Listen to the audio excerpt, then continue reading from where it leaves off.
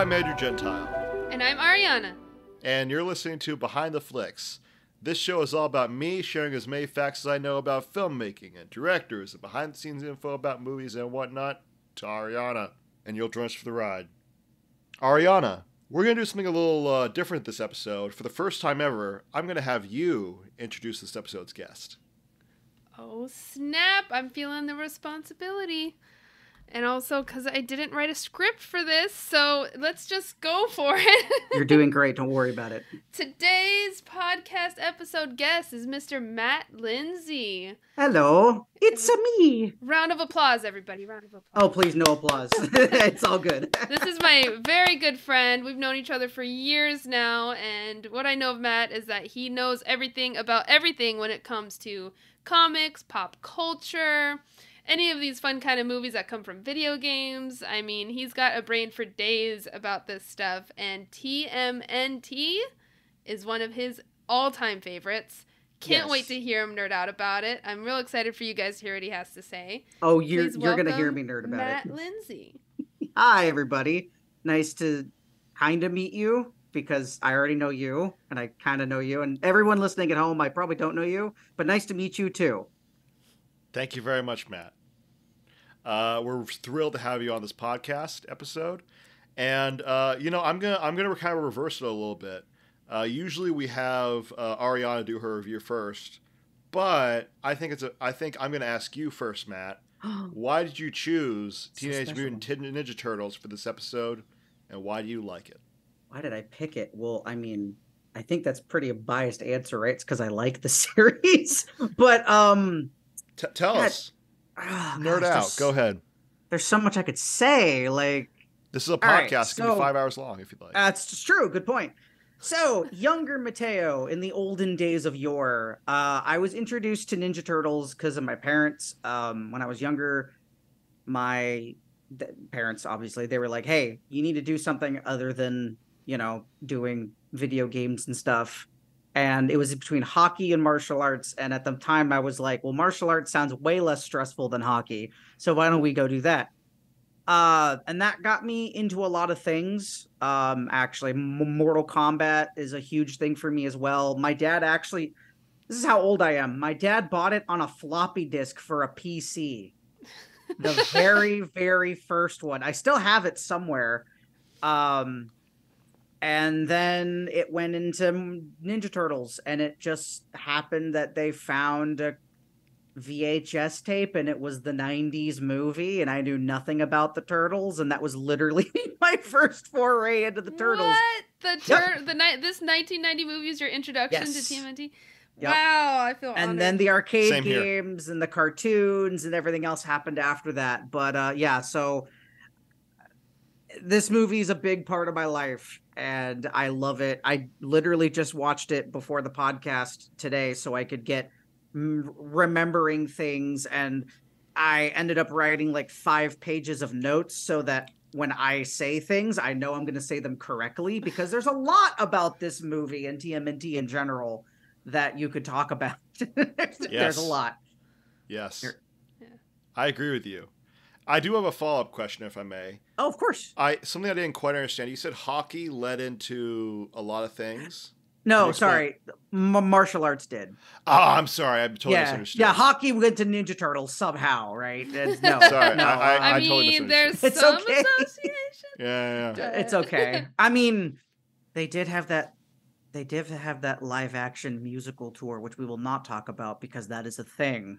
And I'll talk about it if I have to, but no. Yeah, no. We don't need to bless the audience's ears with that. Well, this movie led into that. So eventually I might delve into it, but no. Not right now. That's no. I want Matt unplugged. I want you to just go full in, because here's my motivation. You want to know my motivation, Matt? Yes. We need free content. And this is the show where we just need as much content as possible in order to really delve into each fan base of each movie community. You see what I'm doing here? Yeah, I do. And by the way, Andrew, you do not know what you ask. You don't. No, you really don't. Let me put it to you this way. I'm a teacher that teaches college level, and I have a pop culture class literally being planned out. We're going to talk about Pokemon next semester for 20 weeks. I literally just talked about this movie 5 weeks ago. So, okay. I am prepared. I feel like this should be part of the introduction. You're a professor? Yes. I am. So but rewinding to the intro. But you're like 20, right? I'm 30, but thank you for thinking I'm only 20. I appreciate that. I'm almost 30. Anyway. I am looking 30. Sharp. Yeah. Thank you. You look good, man. Don't worry about it. Looking better than me, I'll tell you that much. Don't say that. I'm a professor. Currently I teach at a nonprofit called the College of Adaptive Arts, and we give a collegiate college level education to adults with like Down syndrome, autism, Asperger's syndrome, stuff like that. I've been with them for 10 years. I've been I volunteered for like 3 or 4 years, and I've worked there for 6 to 7 years on the books. So love my job. And yeah, I have a video game business and economics class. I have a pop culture class. I help with some art classes. I have a background and degree in animation and stuff like that. So that helps a lot with my classes. Nice. And I have a YouTube channel, which I just do for fun because why not? Gives me a reason to play video games. Trust me, we're going to have you promote all that at the end as well. Okay, sure. Sounds good. But we're going to talk about turtles. Yes. So, sorry. Oh no, please. You're the one in charge of the podcast. You tell me when to speak. I'm just here. No, you're our guest. You can interrupt us anytime you'd like. Unless Matt, unless you have anything in terms of why do you love this movie? Excuse me, sorry. Well, I can ask Arianna to give her review. You know what? Save me for last, because I think reasons why I like this movie are going to go more into talking about the movie more. Sure. So by all means, you guys go first. Sure. Arianna, can we get a review of this episode's film? Well, this episode's film is the 1990 Teenage Mutant Ninja Turtles. Woot woot. The movie, the one that I grew up on. Same here. I hadn't watched this movie since the 90s, probably. It was more like a movie that my brothers watched that I would just hop on board with every once in a while, because both my older brothers, I'm the youngest of 3. It's fair. Are huge fans. They love this movie, and they love all the characters, and they probably read some of the comic books. And rewatching it, I mean, it's got that 90s magic to it, you know, it's wholesome, it's a little bit corny. The playfulness between all of the Ninja Turtles is really, really good. Mm-hmm. Way more than I think I've seen from later, more current Turtles movies. For sure. And I gotta say, something I love about older movies is the lack of CGI that's involved in them is for real. I mean, I'm sure we are going to cover the costuming for this film, but watching it like with real costumes and real makeup, and knowing that these are things that you could physically touch if you happen to be on set that day, creates a connection to the film that I really, really like. It's much better, I think, than any of the CGI stuff we have these days, despite how cool it looks. I like the real thing. And it's a fun movie. I mean, it's a real easy storyline to follow. It gives you some drama. It gives you some real villainy that without having to talk too much or be too corny. And it's just a lot of fun to watch. It's a wild ride the whole time, and it layers a lot of humanity and emotion inside. So that's what makes it timeless, I feel like, is that it's not just there to watch them fight or to watch these turtles bicker at each other in a brotherly, loving way. There's lots of, about fatherhood and friendship and, protecting each other. It's just, it's a little magical little 90s movie. And I really liked it. I'd give this, this is an easy B for me. Easy B. Just because it's so much fun to watch. Matt, I could give how I feel about the movie first, give my take, but I feel like you have a reaction. Can I hear your Oh, reaction? no, it's just I'm a hardcore Ninja Turtles fan, Yeah. and it's He's like going, on "B! instinct. B!" I know, no, it's really what it's like. How dare you? But no, I understand. Oh, you're not gonna like what I have to say. Oh. I'm sorry, Okay, you know man. what? No, Andrew, no. This is for fair. you, Matt, It's good. My thing is, I'm a hardcore Ninja Turtles fan, and the movie was made for the fans of the comics That makes sense. more so than anybody that was a fan of the cartoons, stuff like that. Mm. So if you weren't really a fan of like the grittier comics that were bloody, full of alcohol, violent, whatever, like of course people aren't really going to like it compared to a lot of the newer movies nowadays. So but please, what is Well- your take? I'm intrigued now. I wish to Andrew will reveal himself for all of the wonderful that he is in his description. But something you should know is that Andrew's not part of the category of newer movie easily satisfied people. He is, he writes his films, he directs films, he knows a lot about older films that, caught the eye of cinema, and very artistic and intuitive and fantastic. And so his judgments of movies tend to be very like, he looks at everything from a story artistic perspective. So he's not the easiest one to please. But we have disagreed on many a movie. You know what though? I appreciate the differences in opinion, because that's what makes these fun. Yeah. Right? So I just did a discussion with some people from my YouTube channel about Resident Evil video games, and I'm someone who's like, I like some of them, they exist. And then I had a friend that was like, no, the older games are the better games, tank controls, everything. And so that was fun. And that's what makes those fun, is that you see all those different angles of different moviegoers and video game lovers and everything else. So with that said, though, what did you think about it? Well, first, now I have to respond to Arianna. You see, Ariana's my best friend. To everybody who's listening out in the world, I totally disagree with her on what she just said.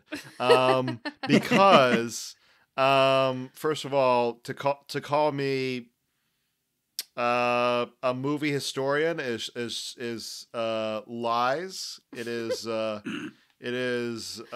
sacrilege. It is slander to other the Martin Scorsese's of this world.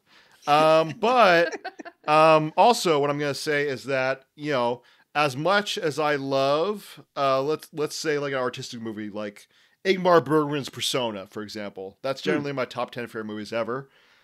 I love The Muppet Christmas Carol. Oh, that's in my top 10 favorite movies. Oh, I ever. love that movie. I love that movie too. Oh my God, we did an episode on it. Mm-hmm. I'm down to talk about Christmas movies. I was thinking about doing it anyway on my own. So I watched like 5 of them last year, and I was like, I could talk so much about these. Same here, but we're not going to do that this episode. No. Sorry, man. That's we got to stay on track. No. It's okay. It's all right. It's all right. No, so that's my response to Ariana. So I love you, but I gotta disagree with you in this case. All right, fine. You don't have to tell the world the truth. It's okay. Just kidding. Just kidding. Are Go you? ahead. Are you? Tell us your real thoughts about the turtles. How did this movie make you feel? So, okay. And I'm going to add one more caveat before I dive into what I have to say about the movie. Okay. It's my philosophy here at Behind the Flicks at Independent Creator Studios to treat every movie with the same seriousness, the same analytical eye, and the same majesty as Citizen Kane, as Alfred Hitchcock's Vertigo. So I kind of want to, I give each movie a fair chance here at Independent Creator Studios and at Behind the Flicks. I appreciate that. Of course. And by the way, in terms of my history with the film, I think I saw it last when I was like 10, 11, 12 from Blockbuster. Yeah. Renting it from Blockbuster. I remember Hollywood Video. That was my jam. Oh, God. But it's basically the same thing. Yeah, for those who don't know. I was a sellout. I was a rich kid who was able to go to the more chain video store. The more hoity-toity. The more hoity-toity, the bigger selection. Hollywood was pretty hoity-toity, though, I gotta say. Oh, really? Yeah, they I were never so went. hoity. Well, they were so hoity-toity. Eventually, they had all these games that they're like, well, what do we do with? We can't just get rid of them. And they made a freaking video game store called Game Crazy, which you could Wow. actually go in. I remember buying so many brand new games for the PS3. I bought stuff I bought my GameCube there at one point. They had PS, but they had everything. It was such a good store. Anyway, Fantastic. Anyway, Blockbuster. Yes, Yes, I remember those days. But I remember watching Teenage Mutant Ninja Turtles on like my parents' like 4x3 television, the box television. Yes. And The television. The television. Not HD. No. Not Terrible 4K. quality. Terrible quality. You had to rewind it and you'd make this Yeah. Absolutely. And I just remember thinking, this is fantastic. This is like, they really got into like the nitty gritty of like how the Turtles arcs, how the Turtles, like the Turtles backstory. I believe the Turtles are real. Right. Watching it now, it's a little Here it different. comes. A little different. It is. No, you know what? I agree with you. It is a little different. But here's the thing. The movie changed for me a little bit since I last saw it. Yeah. What happened was that I thought what I remembered when I was 10, 11, 12 was like, I believe the Turtles were real. Watching it now, I realize, okay, for example, I watched Unbreakable a few weeks ago. Have you seen Unbreakable? I have seen Unbreakable. Okay, I believe Bruce Willis's superhero powers were real in that movie. Comparing it to this movie, it's kind of like, it takes all logic and says, nah, fuck that. We're just think radioactive ooze, it's fine. The turtles crawling there, it's fine. Yeah. But explanations. That's the explanation. But you know what? That's the thing. If you're a cinema goer and you're going into a movie called Teenage Mutant Ninja Turtles and expecting logic, you're in the wrong theater, my friend. So this is and so when I first, okay, no, hear me out. Hear me out, Matt. No, hear me out. I agree with you because I'm not done yet. Okay, I'll wait. Go ahead. Okay, so here's the thing, Matt. So at first, I realized my memory was, first of all, wrong, and secondly, what I realized was that, okay, I just have to recategorize this in my head as a 90s fantasy movie. Right. Because that's what it is. It is. And on that note, I'm going to say that it holds up well for a 90s fantasy movie. Yes. I liked it a little less than Arianna. I'm sorry, Matt. It's okay. I'd give it a B-. Same level that I gave Star Trek Nemesis, for whatever that's worth. I haven't seen it, so I don't know. Yeah, it's a B-. Also, if in terms of the wokeness of the movie, it's not a very woke movie. No, there was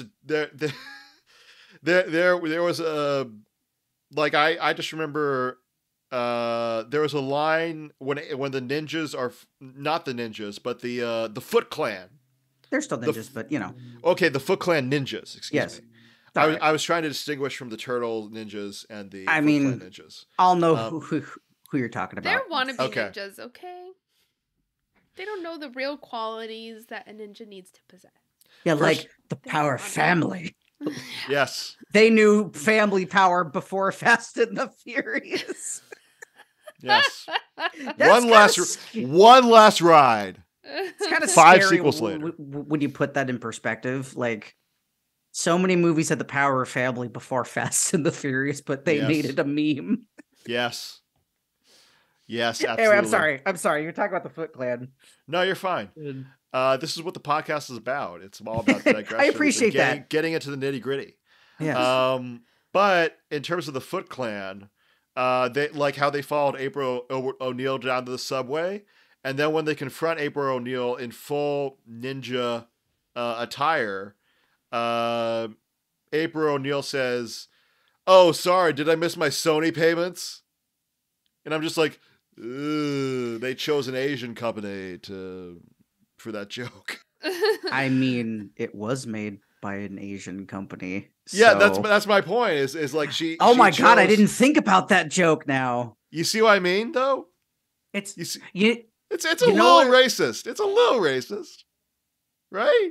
I mean, And you know, the Splinter says the art of ninja in that very Yeah. in that very and it's like I don't think that I think I don't know. Anyway, so it didn't feel see very something. woke to me. Yeah. Oh boy. I'm getting corrected. no, because I wrote down who actually did the characters. Was Splinter played by Kevin Clash? Uh-oh. I'm not sure. I didn't look up everything about the people who played everybody in the movie, but I wanted to have that on standby because I found something very interesting that I'll bring up later about it. But Please do. I don't think Kevin Clash was okay. But either way, I like him as Splinter. Oh, me too. He's great. No, he's great. I'm sorry. That's the end. That's so B-. It's a really. I like how seriously they took it for the source material, Mhm. and I think that some of the again, this is all I'm analyzing it at a level of okay, how does this hold up as a movie, and that doesn't quite apply, if you know what I mean. And so it's kind of like some of the dialogue could use another pass in terms of the screenwriting. I think, like I like in the opening scene, the reporter says a line and then repeats that line later. So I just feel like as a faux screenwriter, Screenwriter. Ariana's leaning into the camera for those of you who are listening and kind of glaring at me. So as a faux screenwriter, I kind of like wince at that a little bit. Like, okay, this needs just another pass. So that's kind of the little things that kind of bring it down a little bit. Anyway, that's the end of my review. Matt, I want to hear you tear me apart. So I'm going to say something about my rating, but it's probably going to sound very contradictory to what I'm going to say, which is very interesting. I think I have to rate this twice. The reason why is because if you look at it as a TMNT movie, this is like an S. This is like a lot of the TMNT movies should borrow things from this movie, if anything, because it, like you said, it's not a perfect movie, which is the contradictory statement. It's not a perfect movie. It's not amazing and it's not spectacular. But the thing is, it was made with a small budget when it started, and it went up to 13 million, which still is pretty cheap when you think about movies. Yeah. And it still grossed $200 million. Yeah. Right? Like worldwide. And I think when you think about it that way, it's not the best movie. It's the Batman. It's not the movie that we needed, but it's the movie that we deserved, right? Yes. Because at the time when this movie came out, Turtles Mania was in the middle of its heyday. Mm-hmm. It started in the 80s, and in the 90s is when like people like me grew up with it. And the movie was a lot of people's first foray into Turtles. It was never meant to be a blockbuster. It was meant to be serviceable to the fans for what they had. But if you're talking about it from a cinema standpoint, yes, it's not an S-rank movie. I know I am a fan who is okay with finding flaws and saying, yes, they exist. I'm not one of those super fans that's like, oh, the flaws don't exist. It's perfect. Oh, why are you so cruel? So I would give this movie like an A- high B, around that category. Because I agree, there are things about it that if you don't know anything about the movie going in, you're like, oh, it's a good movie. It's serviceable. It's fine. It's what you expect from a TMNT movie. That said, I think the second movie, Secret of the Ooze, is more akin to if you're a fan of the cartoon, you'll be a fan of the second movie. If you enjoy the comics, you're more a fan of the first movie. The third movie does not exist. There is no Turtles in Time movie. There was none. And it was bad. There was a third movie? We don't talk about the third movie. It's like we don't talk about Bruno. No, I'm kidding. I've seen it when I was younger. Anyway. I tried watching it recently. I only got through 10 minutes, and my friend looked at me and he's like, we can turn this off, right? And I was like, yep. We turned it off. Okay, I actually do genuinely want to hear this. Matt. Oh, no. I'm on the spot. So, I remember when I was a kid seeing the CGI TMNT movie in theaters. What are your thoughts on that? I don't remember it. I love it. Okay, I think it's great. Okay, good. I gotta see it then. Okay. Watch it. Here's the thing with the 2008, I think it was 2008 TMNT movie. I was like 10. It was supposed to technically be an ending to the 2003 show, but it also technically wasn't. It's weird. The CGI work is great. The creators of that movie were supposed to make a trilogy. They were supposed to make a Battle of the Planets movie, which would have been sick. They had a teaser trailer for it like the year after TMNT came out, and it looked awesome. But they went out of business, sadly. They got the voice of Uncle Iroh and Aku to play Splinter. And it sounds a little weird, but once you realize who it is, you're like, okay, I'm able to just imagine Uncle Iroh as Splinter, and it works.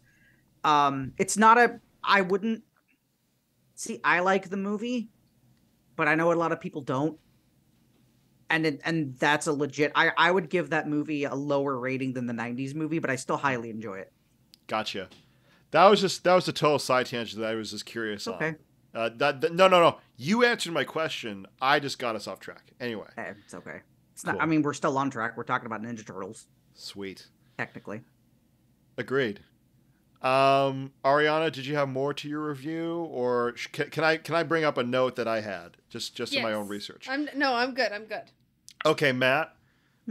This is I'm gonna be we're gonna be best friends if you know this fact. I might. Okay.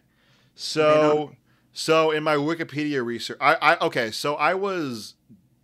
wanted to see if there was an audio commentary to this movie, like a director's audio commentary or a cast audio commentary, to see if I could find a primary source for my research. Okay. Turns out that the only audio commentary on any home media release for this movie was in a German DVD, and it was recorded by the director. Do you know this? I know it, but I have not heard of it because. Okay, you know I know it exists. Yeah. You know this fact. Yeah. Okay. Okay, I love you. So. Trust me, you might love me more by the end of this podcast because there was a lot to talk about with this film. If you really want to get into it, and. Well, I wrote 3 facts. I wrote 3 pages of notes. I have 1, 2, 3, 4, 5, 6. Oh, 7, I'm sure 8. You do. I have a lot. Oh, I'm sure you do. Please. The war of the facts. No, this is great. I have not been able to nerd about this movie to anybody in so long, except for my students, but that was only an hour-long class. So there's only so much you can do in 1 hour, you know? Right. But I just want to talk about the audio commentary for a second, because it's sure. It's this Arianna, you're kind of out of the conversation for a second. But okay, bye. But in terms of the audio commentary, it's so funny because the director's name, you expect it to be like a California guy who's like, hey man, I just decided to direct this movie because I was smoking too much ganja. Right. And no, the guy's name is Steve Barron, who's like an Englishman, a Brit, and he's so on the audio commentary, he's like, well, when I decided to do the Ninja Turtles, I was talking to my friend, eating tea and crumpets. Anybody who listens to audio commentaries knows that in the foreground of the in the foreground of the audio commentary is the person's commentary, but in the background the movie's playing. But because it's on a German DVD, it's a German dub of the Teenage Mutant Ninja Turtles movie. So they're screaming in German, and then he's just like, "Oh yes," and then I decided to go for a walk. Well, no. day. Well, yeah, that's close. But in the foreground, you hear Steve Barron going, "I directed an episode of Jim Henson's The Storyteller," and then in the background, you hear a very quiet. Ich tauten Dress in die Sauerkraut in Wiener Schnitzel. Ich tauten Dress in die Sauerkraut in Cowabunga. And so that kind of thing. So that's what you hear in the foreground and the background. Anyway, that's my rant on the audio commentary. Actually, funny about the audio commentary, technically there were more than one director on this film. But Steve Barron's name is attached to it, but there's technically Brian Henson. There's another one. Okay, okay, so first we're going to get into the history of the comic books. Yes. Then let's dive into the movie. You know, that's actually probably a good idea, because to really understand why the movie did so good when it did, I would like to bring up Exhibit A, which is the Ghostbusters Lightning in a Bottle effect. It was the perfect movie at the perfect time in a perfect place in history. This movie happened because Turtle Mania was on the rise. It was in the middle of its heyday, and the movie just catapulted it even more so.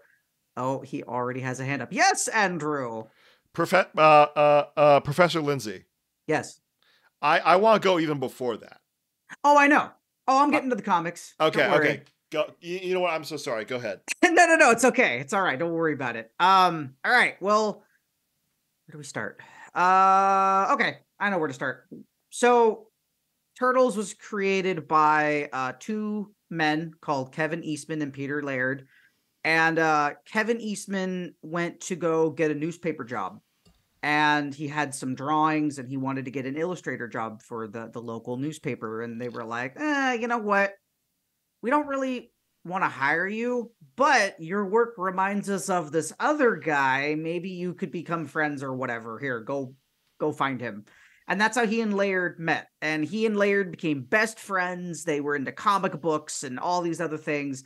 And it got to a point where Laird and his wife got a house, and they realized, you know, Kevin, why don't you just live with us? Because then you won't have to make these long treks back and forth, and you guys can, I don't know, do something with your work. And he was like, it's a great idea. So they did. And they were literally like set up in one of the rooms of the house. And the reason why Mirage Comics was called Mirage Comics was it was literally one day this will be a studio. One day being the key word. And for a long time it wasn't. Eastman worked at a restaurant. Laird was doing like a bunch of odd jobs. And then somewhere in 1984, Kevin made basically Michelangelo as the very first Ninja Turtle. And he showed it to Laird. Laird thought it was the funniest thing ever. And then he thought about it. And then he's like, well, what if I add another one? And then Eastman saw it and he goes, well, screw you, I'm going to add more. And eventually we got the whole mythos of the TMNT literally made in a tiny room in their house.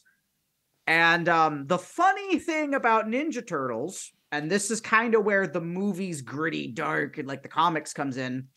Did you know they're linked to Daredevil? Explain. Compelling.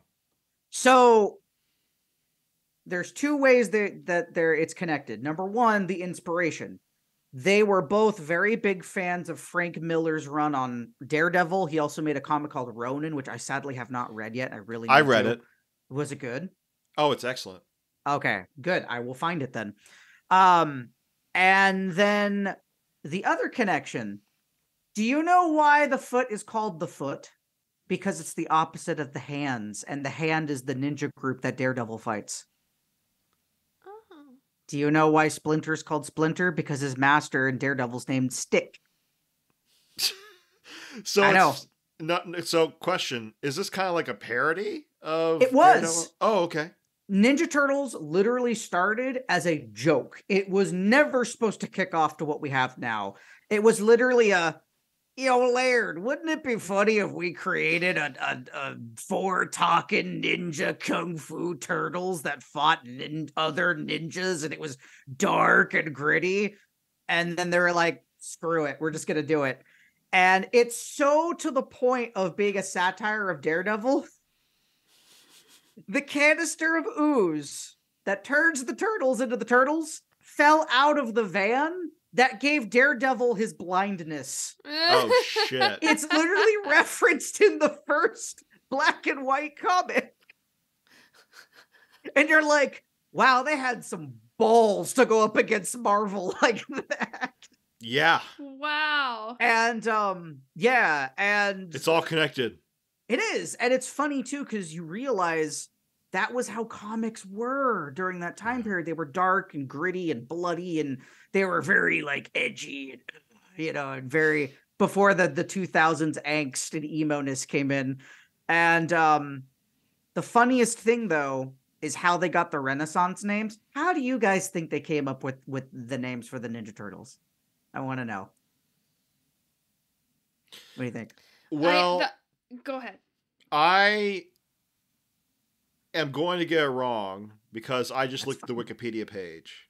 I know this is why I call myself okay. This is why I call myself a faux historian. I'm not real. Well, apparently what I just read like a quick quote from one of the creators. I don't even remember which one, excuse me.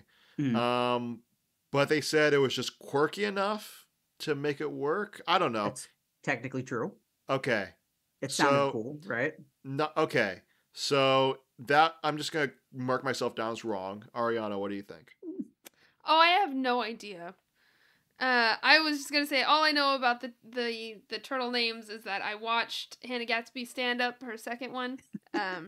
Douglas, I think it's called, where she talks about how everyone thinks that they're all these big Renaissance painters, but that one of them does not belong in the category at all, so that she doesn't understand how they got all four names like that. I don't remember which one it is, though. It's funny because they technically did have a female Ninja Turtle. Well, technically there's two. There was one that came after the 90s movie. Saban made a live-action Power Rangers-esque show called The Next Mutation. But instead of calling the female turtle an actual female Italian Renaissance painter name, they called her Venus de Milo. I know. It's weird. And then the new one, Jenica, is actually really cool because she was like an ex-foot ninja that is on the turtle side now, and she got a blood transfusion because she was dying, and now she wears a yellow bandana and she has Wolverine claws, and she's awesome. But that's beside the point. So do you remember how in the movie Splinter said I had a book of Renaissance painters and that's how he named the turtles? That's literally what happened in real life. They were going to be called something Japanese, but they couldn't think of anything that sounded or was cool in Japanese. They're like, this isn't going to work. And then one of them was like, well, I got this book on Renaissance painters. You want to use that? And he's like, okay, sure. I do remember them debating the name. So that part I do remember. I just wasn't sure. I'm just going off my notes. I just didn't write that part. Oh, that's okay. Anyway. Don't worry about it. What I think is more funny is that they just put it into the movie as a real I know. thing. It's in the comic, too. It's literally every version of the TMNT, even the 2003. I can say it verbatim. Like, I'm thinking of it in my head. I had a book of old Renaissance painters, and I loved the thing, and I named them after my favorite artists. And you're just like, wow, that's actually how it worked. All right, cool. I have a newfound respect for that little Easter egg now. But I think the interesting thing about the comic book era of TMNT was the fact that you got everybody listening at home too. You have to remember this was an independent comic book. This was not owned by Marvel or DC or anybody at the time. This book, the very first TMNT comic, you had to put out an ad in a comic buyer's guide to get it mailed to your house because they couldn't find anybody interested in putting it in their store. They sold 3,000 issues, which was every book that they printed after getting a loan out from, I think it was Eastman's uncle. Was it Laird's uncle? One of the two. And in a few weeks, they sold them all. And then they did a second run of 6,000 copies. And then they did one of 30,000 copies. And the book, through the mail, eventually was distributed in stores because people were like, wow, this thing's actually selling pretty good. It's actually making money. And it's crazy to think about, too, because in only 3 years, they sold 9 issues. And I want to bring something up really quick because this is, I think, this is what I was getting to, is the most fascinating thing as a person who studies and has to teach pop culture. In 2018, Spider-Man number 797 sold 128,000 copies. It's a pretty good number, right?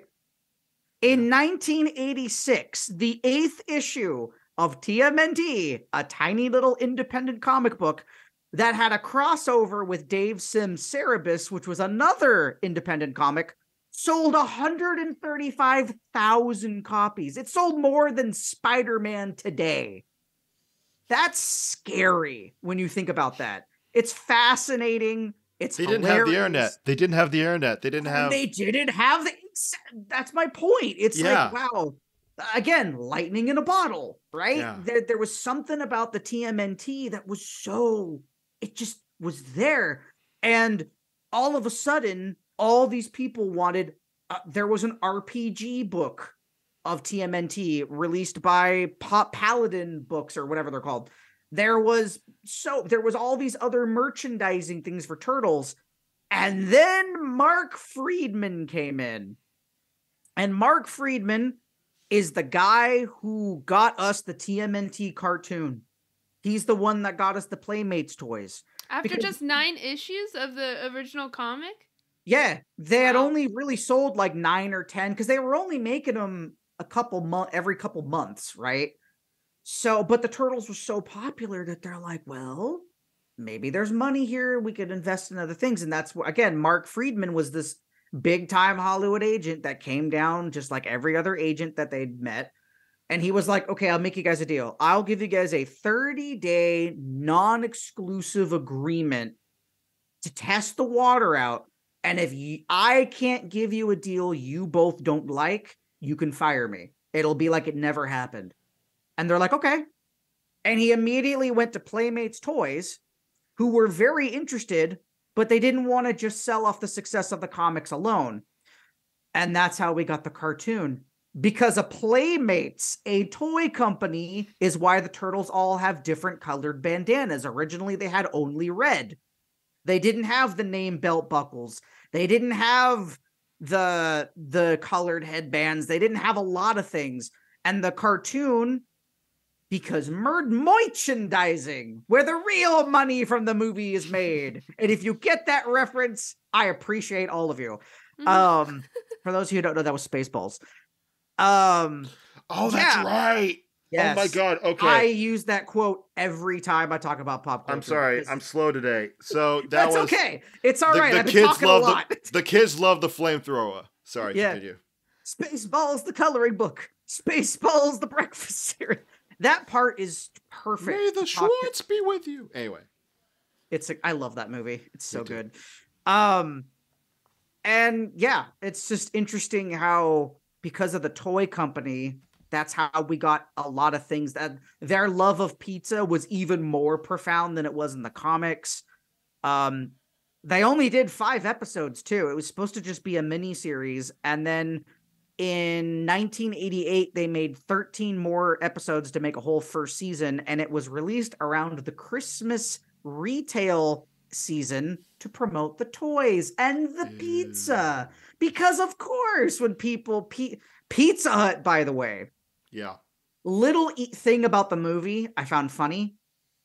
Domino's was in the movie, but it was always Pizza Hut that heavily got TMNT marketed. So it's like, why wasn't Pizza Hut in the movie? Yeah. It's weird, huh? Like, you didn't think about that till I brought it up, huh? Yeah. It's mind-boggling. But yeah, like, okay. Yeah. When you got the VHS tape, do you remember getting a Pizza Hut coupon in it? Well, I went to Blockbuster. I went to Blockbuster. Oh, right. You watched the Blockbuster. Man. Okay, fair enough. No. That's fair. Because that was what I was getting to with the Pizza Hut thing, was that Pizza Hut was in the old NES arcade games. They had TMNT toys, these like that you could buy at Pizza. They never used to do that. And they did all these things, and yet they weren't in the movie, which is the funniest thing ever. And they even promoted the movies. And it's like, what? Why didn't you put... Anyway, that's beside the point. Yeah, so the thing with now getting to the movie is that it was made because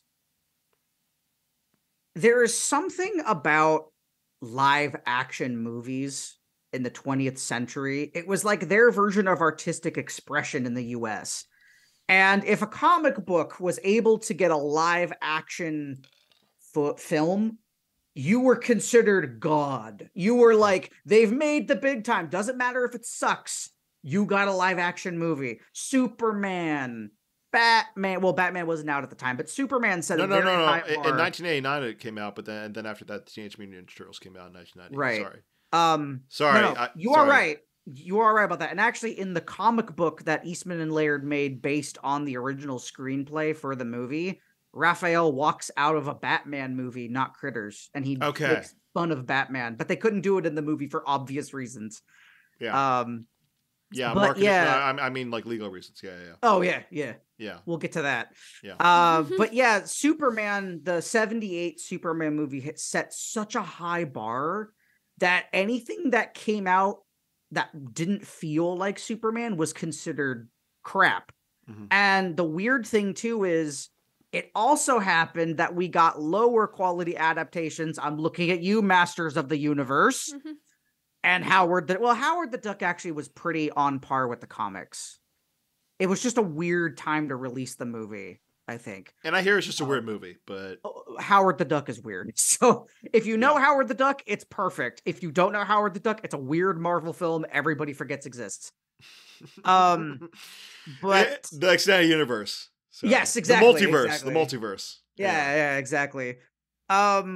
But yeah, it's kind of interesting that they made a lot of things with the movie, and the reason why Golden Harvest, who were the people that made the movie, were chosen to begin with, was because nobody wanted to make a Turtles film. Roger Corman apparently wanted to pitch a TMNT film, and he was going to produce it with Kevin Dawson, and then it went to Bobby Herbeck, who they got to write the script, and he was a guy who wrote stuff for Different Strokes, the Jeffersons, things like that.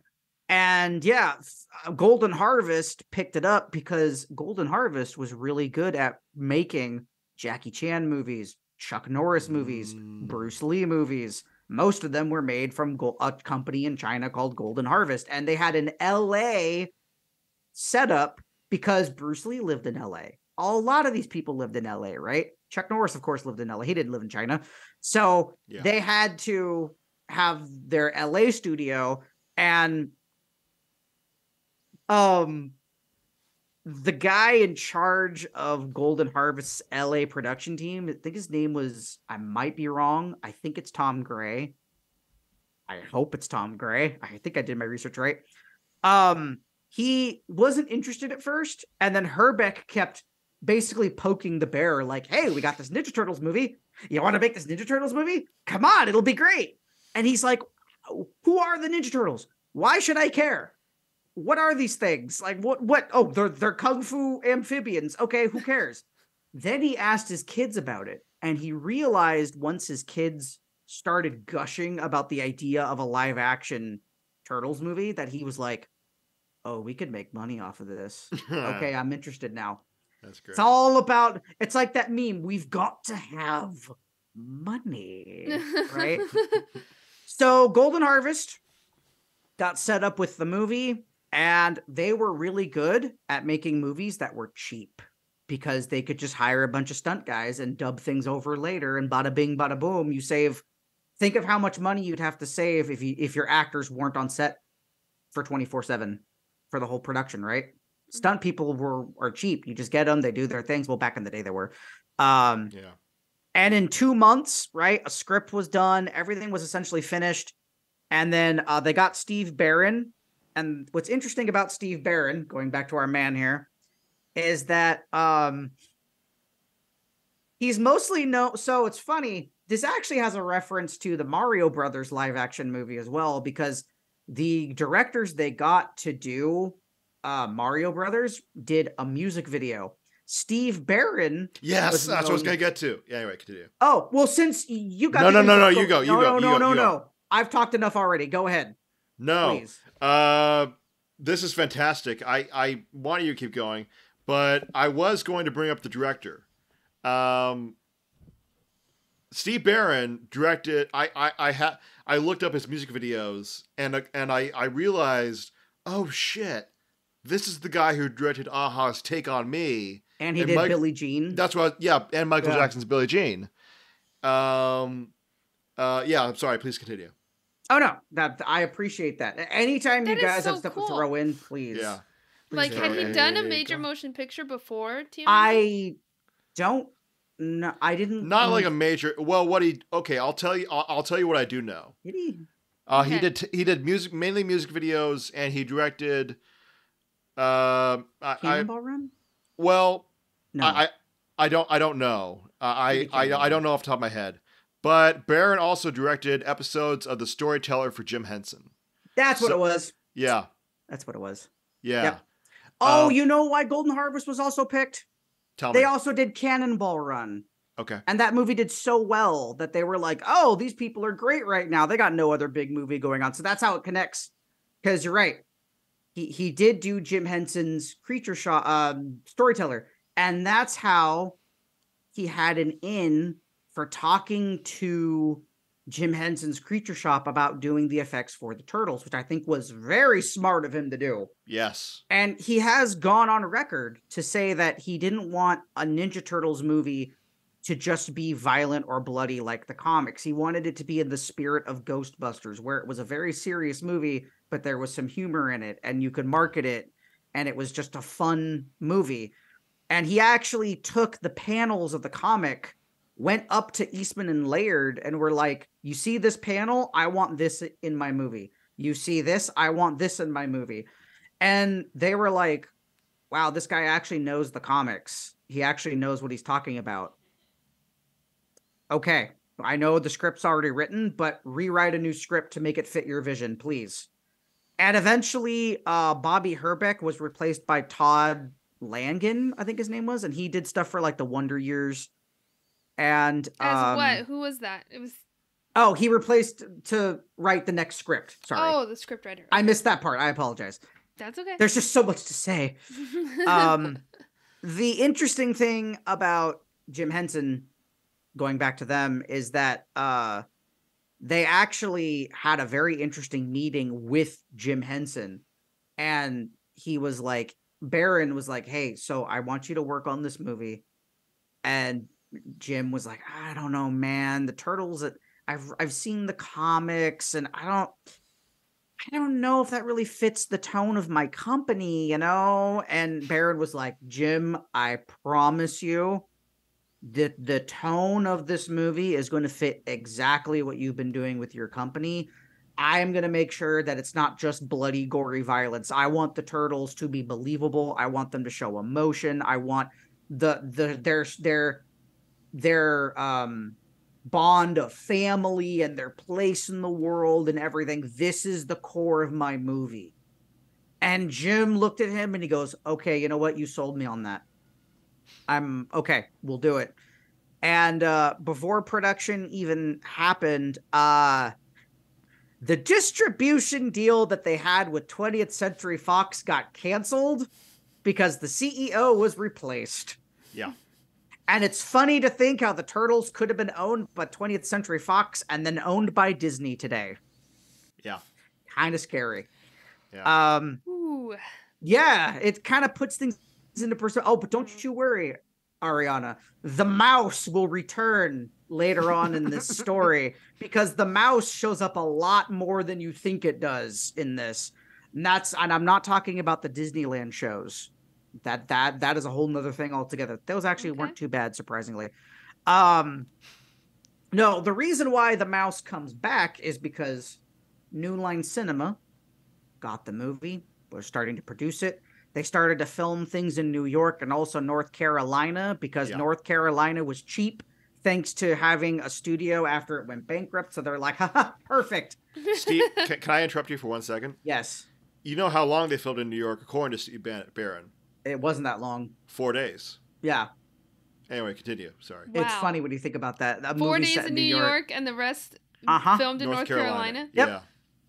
A genius production move. Yes. Yes. Surprisingly, you wouldn't have known. Yeah. The mouse. I mentioned the mouse. I'll get into talking about the Jim Henson suits later because I think that's a discussion we all should have about the suits. Yes. Because they're freaking fantastic. Yes. The reason why I brought up the mouse was because at one point, Golden Harvest wanted Barron to lighten the movie. They said, this is really serious. The cartoon is really what sells TMNT right now. Could you add more jokes? Could you maybe not make them use their weapons as much? It sounds freaking weird when you think about it. The TMNT cartoon got away with it because they were robots they were fighting. They were able to hack and slash and do all these things. That's how they kept the censorship from getting on them. So Barron eventually handed the film to an editor named Sally Menke. I know this. That's what I was going to get to. That's what I was going to get to. Anyway. Couldn't think of the name. And it's funny because he handed it to her 12 pages before the end of filming. And he was like, please. 12 pages? Of the script. Yeah, it was left. Wow. And he was like, here you go. The reason why he gave it to her was because the mouse had come to town. And by that, I mean that in true Disney fashion, Barron and another person decided to secretly meet up with Jeffrey Katzenberg without anybody knowing that this was happening. It was all under the table. Who is that? Who's Jeffrey Katzenberg? Jeffrey Katzenberg was the one in charge of Disney at the time. Yeah, they went to the mouse, and they said, hey, we want to release a Ninja Turtles movie. Do you think we could get some more money so that we can finish filming and we can put it under your name? Because Turtles are really big right now, Then Katzenberg went, maybe. So they finished filming, cut the film, showed it to him. Katzenberg said, I like it, but I don't really like it. Do it again. Cut more of the film, did some stuff, came back.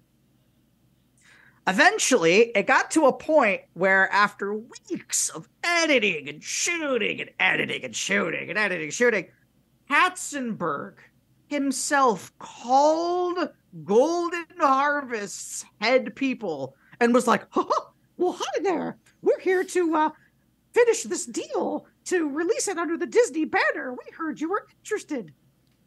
And Golden Harvest went, I'm sorry, what? And they had a talk with Katzenberg and they said, no, we're going to stick with New Line Cinema. Thanks for the offer, though. Bye. Immediately hung up the phone, looked at Steve Barrett and Simon Fields and went, you two are fired. How dare you go behind our back to try to sell this movie to somebody else without telling us? Especially since it's almost done filming. Films, there is a code. A pirate's code. More like a guideline, but it's a code. Parlay. And yes, exactly. No, parlay does not exist in this. The thing with what they did, it was almost similar to how Nintendo stabbed Sony in the back when they were trying to make the PlayStation. Because originally Nintendo and Sony were going all in to make a PlayStation together. And then secretly, behind their back, Nintendo went to Philips. And they said, yo, Philips, you want to make a game system? And the day that Sony announced the Nintendo PlayStation, Nintendo walked right in there and said, you all are liars. This is our real system, and showed the Philips CDI. literally the same day. And Sony was outraged. They were like, first of all, how dare you go behind our back at the last minute to tell us we're not having a business deal? Secondly, and goes into how a lot of foreign companies work. You usually work with people from your own area before outsourcing to foreign countries, because there's the idea, especially in Japan, the idea is you work with your fellow brethren, right? Like, you only outsource if you absolutely have to. So the fact that Nintendo, of all people, went to an American company, Sony was like, how dare you? How dare you? And that's kind of what happened with Golden Harvest. They were like, how dare you?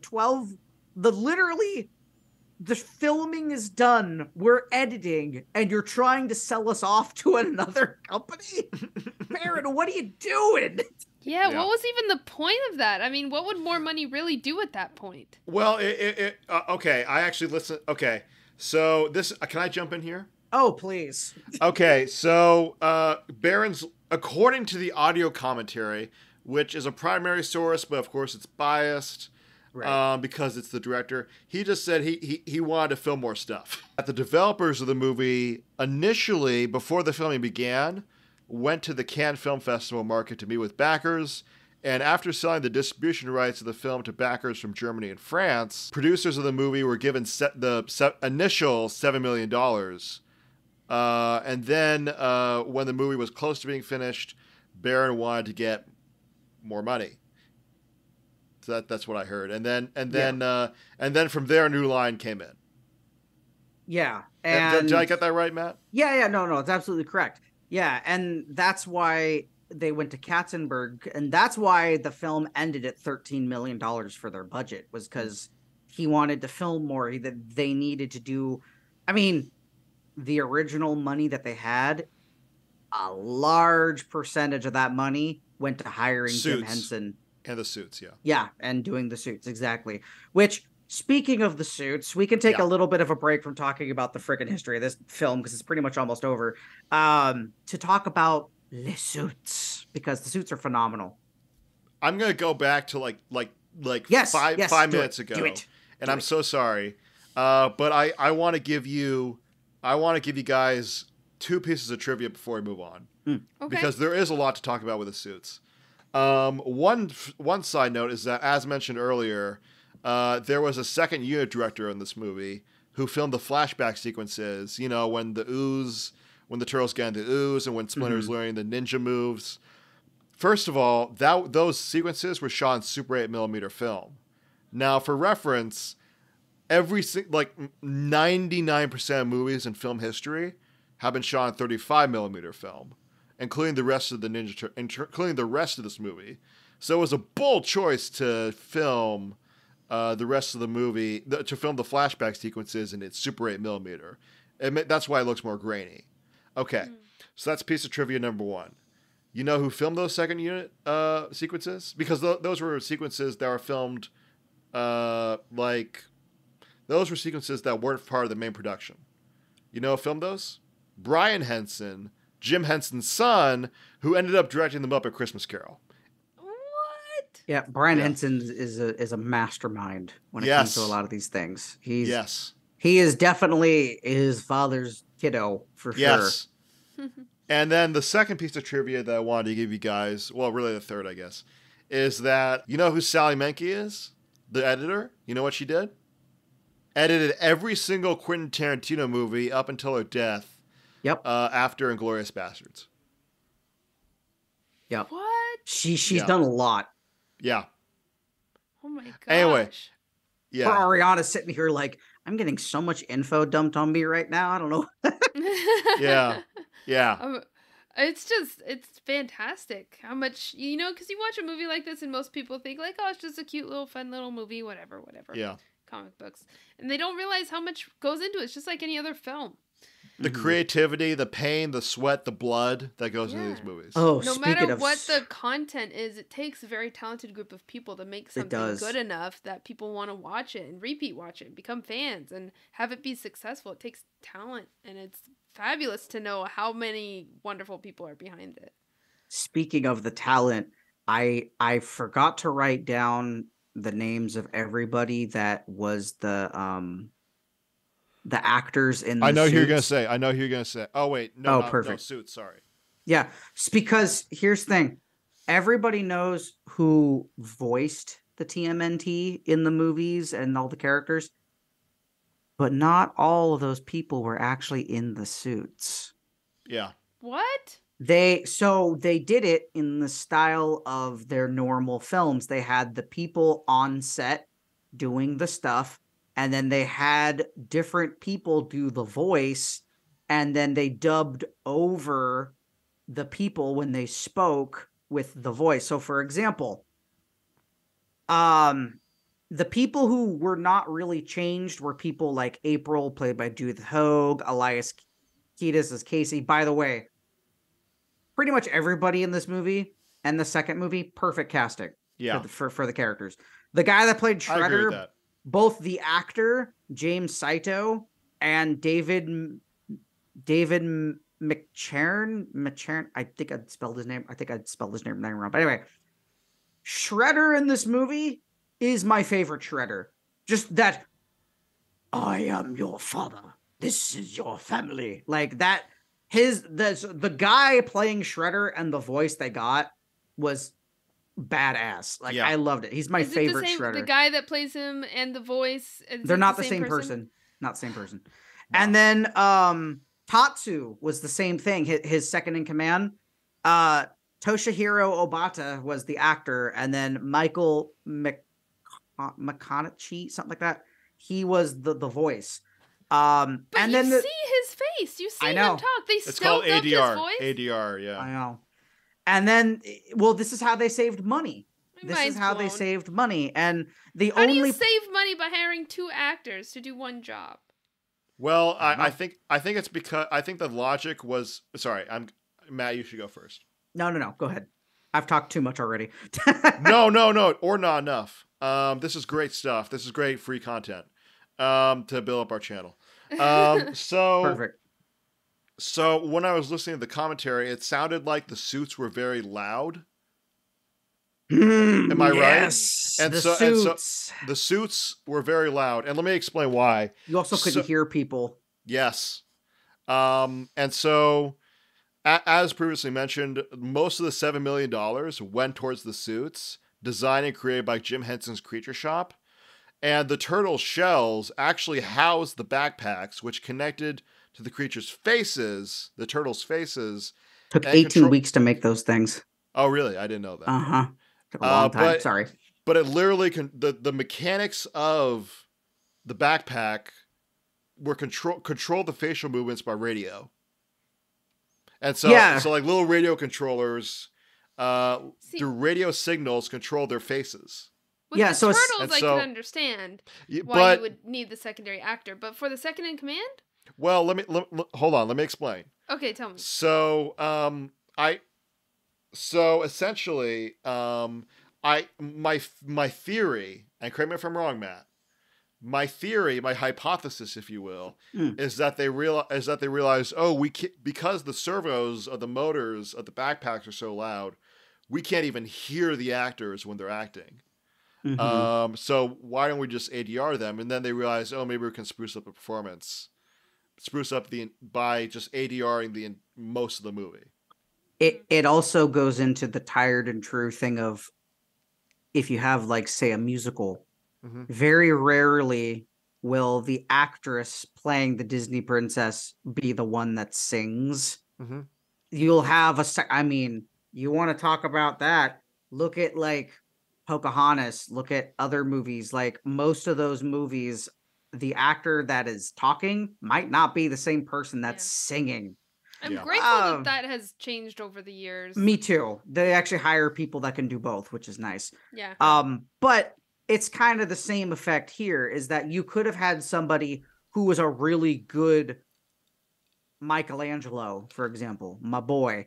And the thing is, maybe his voice didn't fit Mikey. So they had to hire a different person to do the voice because it just sounded like Mikey, right? Same with Leo, same with Raph. Actually, I take it back. Josh Paris actually got to record his lines for Raph. And so the guy in the suit, I think, was the guy that did the voice. I could be wrong, but I know one of the turtles, that's what happened. And then Splinter, the guy that did the puppetry for Splinter, was the voice of Splinter, which I thought was awesome. Oh, no kidding. Yeah. And yeah, speaking of those suits, is there somebody in a suit for Splinter, or is he just? I think he's just a puppet. I think he's just. He a doesn't move cool. that much, so it would make sense. Yeah. The thing with going back to what you were talking about with how they did the voices and stuff, it was very intricate. Like you said, the batteries in the back, there was somebody off camera operating all these little servos and things. And the actors not just one guy, not just one person. Oh no, it was like a team. You're right. Yeah. It was a team of people, for one person for the eyes, one person for the mouth, one person for the whatever.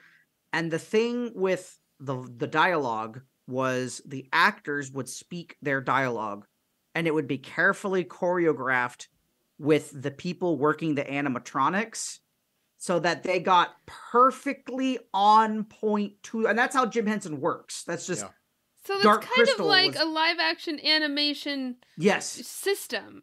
You know, like essentially what they do in animation just applied to the real world.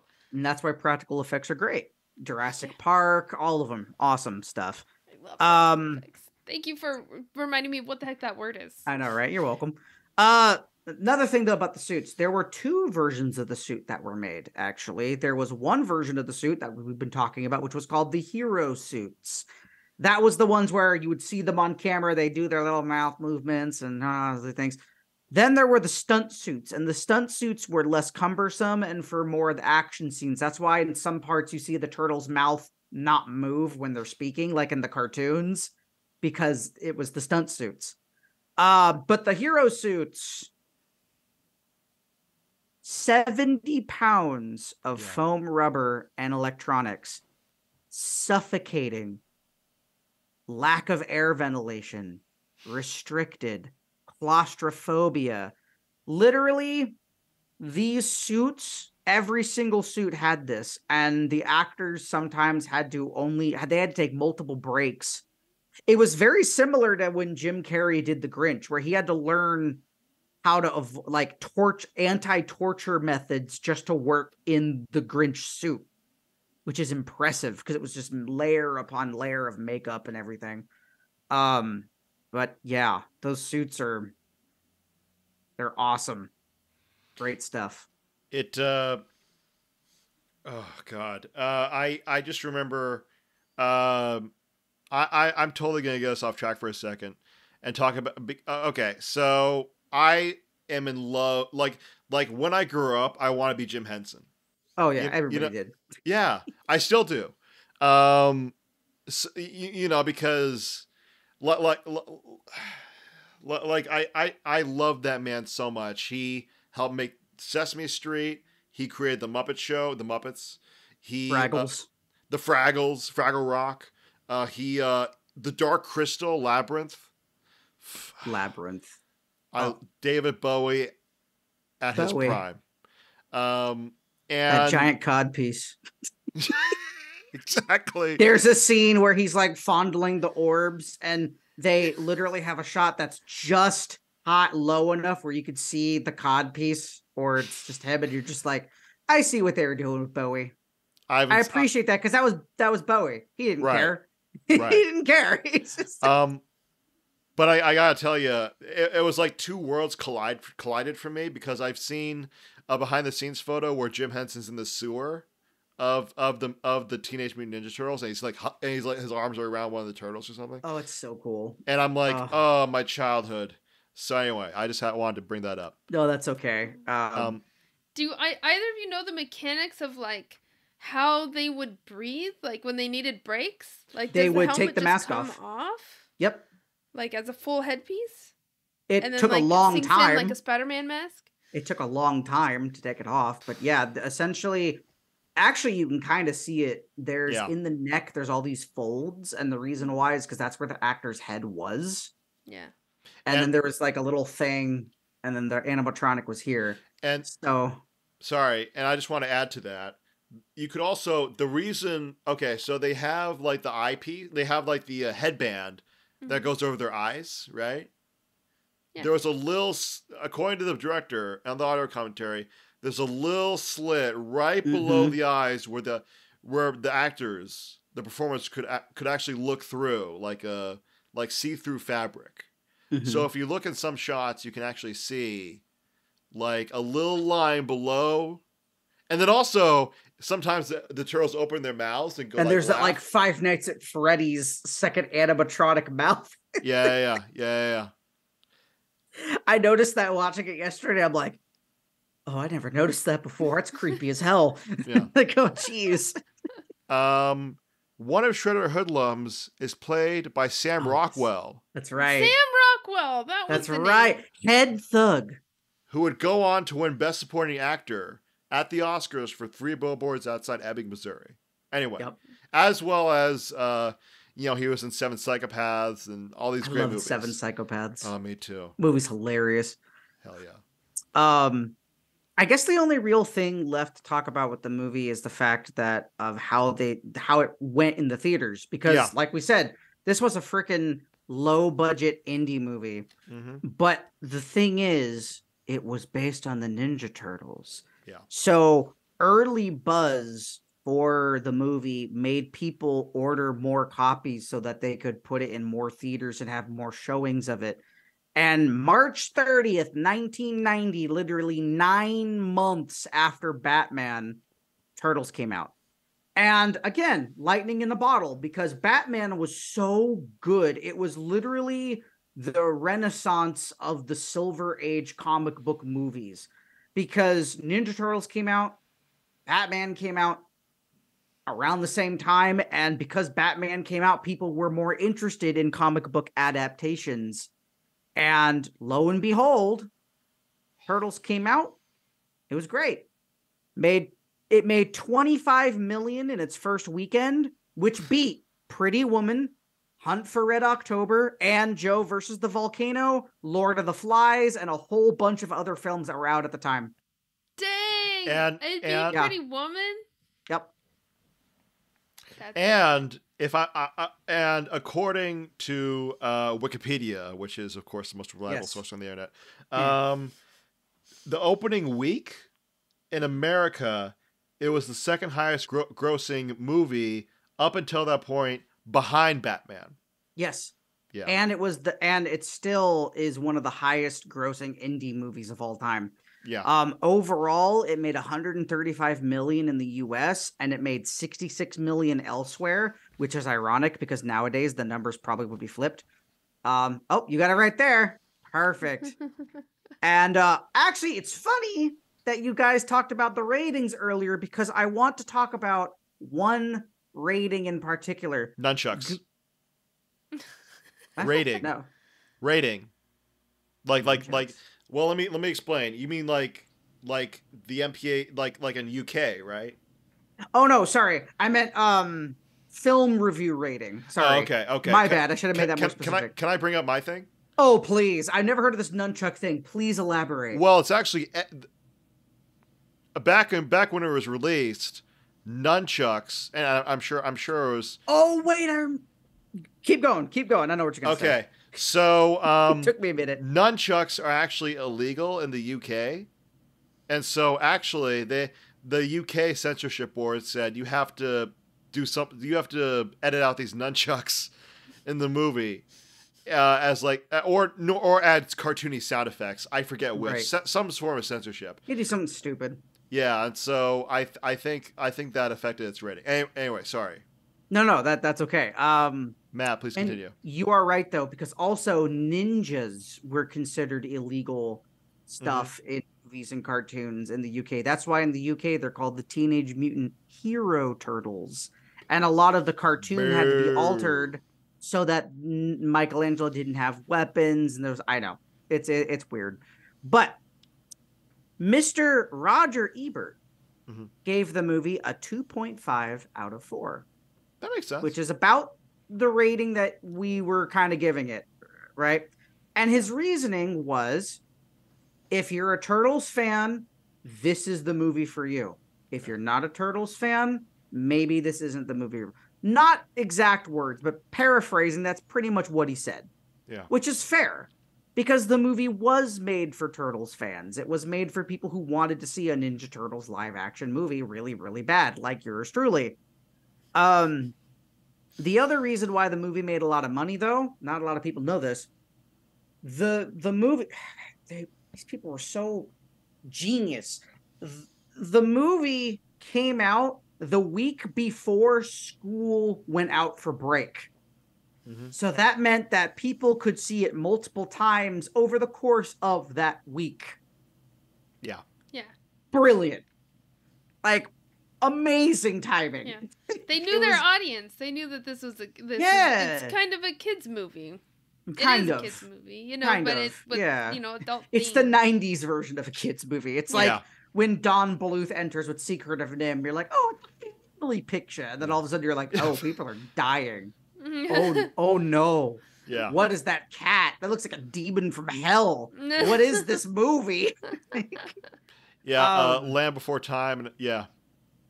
All Dogs Go to Heaven with the Nightmare in Hell scene. Right. Did you already say An American Tail? Oh, I haven't mentioned American Tail. Okay, But, anyway. yeah, we could talk about American Tail. That final part of American Tail with the fake giant rat mouse thing. Anyway.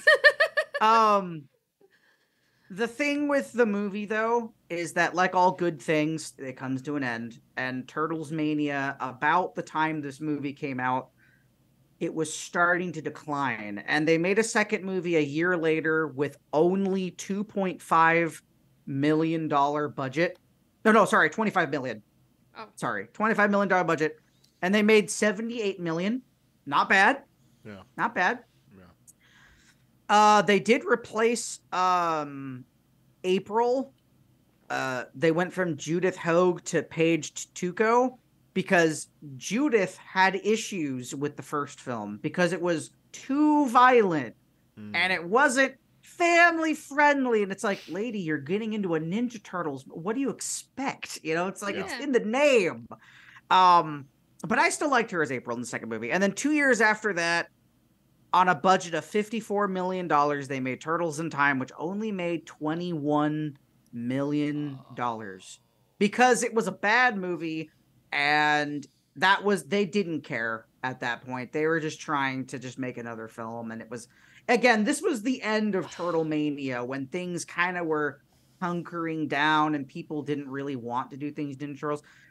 What didn't help it pains me. It does. It pains me that a film company that has increased its money with every film can decrease in quality. That's really what it was. As to have a significant enough drop in quality that fans watch it for 10 minutes and want to turn it off. When you have $54 million and you can kind of let your imagination run wild.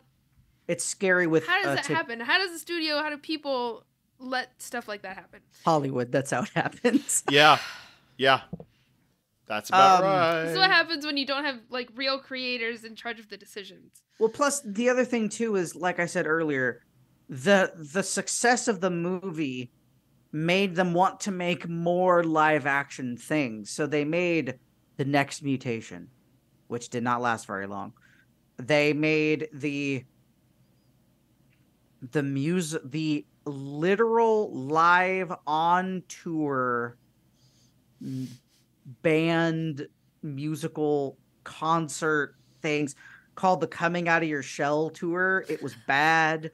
They had a Christmas special. Sick title, that was it was. Yeah. They had a Christmas special that was also a musical. We Wish You a Turtle Christmas is horrifying. Because it was very low budget. That's the thing. And I think that's a stupid title. Sorry. It is. Yeah. Oh no, you're not wrong. Coming Out of Your Shell is fantastic. It's great. A Turtle terrible Christmas concert. Yeah. But actually, you could watch it on YouTube if you're ever interested. I won't. You should for science. See how long you can get. No. I'm actually to learn. And you know what? I think that's why I appreciate the '90s movie so much, is because the first two films, this one and Secret of the Ooze. Secret of the Ooze is not as good as the first one, but if you're a fan of the cartoons and you want a more funny, kind of like goofy Turtles movie, that's what you're going to get. They sing a ninja rap with Vanilla Ice. Well, they don't sing it, but Vanilla Ice has a cameo and he starts rapping. That's where the ninja rap came from. And Turtle Power. no, not that one. That was the first one. By the way, that song is wrong. Raphael's not the leader of the Turtles. It's Leonardo. Everybody for years was like, no, Raphael's the leader. It said so in the song. No, it's Leonardo.